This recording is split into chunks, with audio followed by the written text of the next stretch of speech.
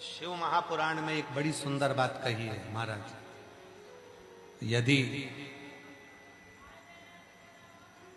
कोई बीमार है, मंदिर नहीं जा सक रहा है, वो मंदिर नहीं जा सकता, बीमार हो गया, अपने हाथ का स्पर्श कराकर भी अगर कोई एक लोटा जल शिव के मंदिर में भेजना प्रारंभ कर देता है और वही चढ़ाए हुए जल का भाव उस बीमार व्यक्ति को आचमन कराना प्रारंभ कर देता है, 3 दिन के अंदर उसको उठकर बैठना ही पड़ता है। इतनी शिव की कृपा उसमें प्रबल है।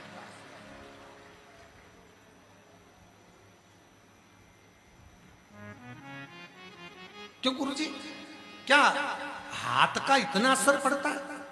क्या हाथ का इतना प्रभाव पड़ता है? क्या हाथ का इतना प्रभाव पड़ता है? क्यों नहीं पड़ता? आप में से कई मेरी जीजियां बैठी हैं, कई जीजा बैठे हैं, कई बेटियां बैठी हैं, कई बेटा बैठे हैं, कई बुजुर्ग मां बाप बैठे हैं। घर का जेवर सारा चले गया, पर मैं अपनी चेन नहीं दूंगी तो नहीं दूंगी। किसी ने पूछा इस चेन में क्या है? ये मेरी पिताजी ने दी थी अपने हाथों से। मतलब पिताजी का हाथ उस चेन में लगा तो वो चेन इतनी वीआईपी हो गई कि मैं उस चेन को दे नहीं सकती, चाहे तुम सब ले जाओ। हाथ लगने का इतना प्रभाव है। चेन कीमत वाली हो गई। 1000 मंगलसूत्र खरीद लो बाजार में जाकर, 50 मंगलसूत्र खरीद लो बाजार में जाकर, भले रानी हार खरीद लो चाहे देवरानी हार खरीद लो। रानी हार बड़ा होता है, देवरानी हार छोटा होता है। तुम लोगों ने शादी में देखा होगा, एक हार होता है देवरानी हार, जिसको एकदम फिट करके पहनाया जाता है। वो देवरानी हार इसलिए पहनाया जाता है कि अब तेरे घर में देवरानी आ रही है, ऐसी गला कसेगी तेरे जा। देवरानी रानी हार थोड़ा बड़ा होता है कि आराम से जब तक कोई नहीं तब तक तुम रानी, और जिस दिन आई देवरानी तो एक रानी हाल एक देवरानी। तुम 1000 रानी हार खरीद लो, 50 देवरानी हार खरीद लो, चाहे तुम्हारी मर्जी पड़े 50 तुम हार बना लो, चाहे 50 चेन बना लो, और चाहे तुम 50 लंबा मंगलसूत्र, उससे छोटा मंगलसूत्र, उससे छोटा मंगलसूत्र, 5 पत्ती का मंगलसूत्र, 10 पत्ती का मंगलसूत्र, ये सारे मंगलसूत्र तुमने जो खरीदे हैं ये उतने कीमत वाले नहीं हैं जितना कीमत वाला शादी के मंडप में पति ने जो अपने हाथों से पहनाया वो मंगलसूत्र की कीमत सबसे प्रबल है। क्यों? उसमें मेरे पति का हाथ लगा है। हाथ लगा तो मंगलसूत्र की कीमत है। भले वो रानी हार देवरानी हार किसी हार की कीमत नहीं, परंतु उस मंगलसूत्र की, फिर मैंने 50वां मंगलसूत्र खरीदे उसकी कीमत नहीं, पर वो मंगलसूत्र जो मेरे पति ने पहनाया वो मंगलसूत्र मेरे पति के हाथ का है।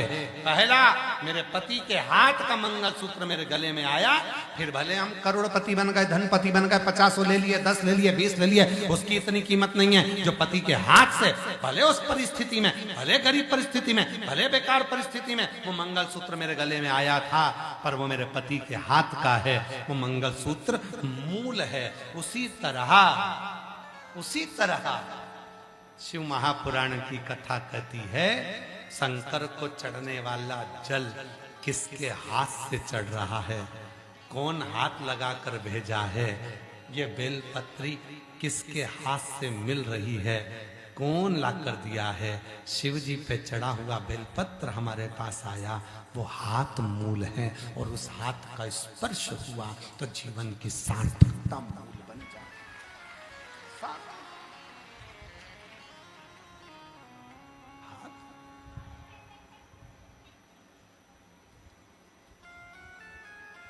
कहां नींद आती है?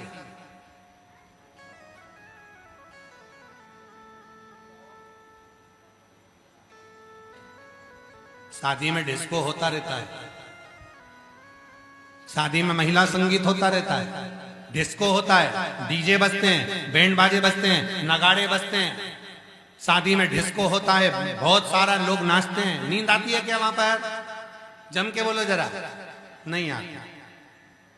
सुंदरकांड में जाकर बैठ जाओ, रामायण में जाकर बैठ जाओ, कथा में जाकर बैठ जाओ, सिर पे पल्लू लेके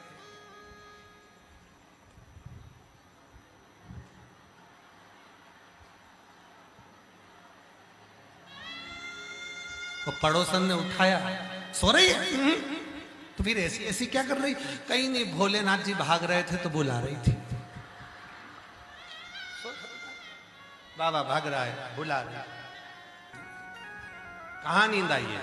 छोटा बच्चा पड़ोसी के यहाँ खेलता है, सोता नहीं है।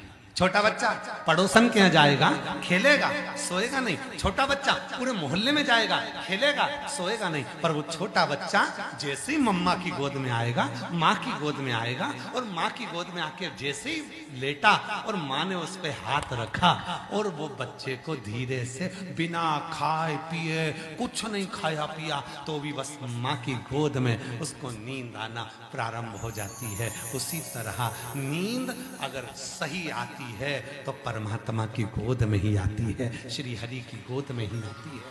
शिव की कथा को स्मरण में, भक्ति में, भजन में, मंत्र जाप में, नाम जाप में, स्मरण में नींद आती ही आती है। भगवान के भजन में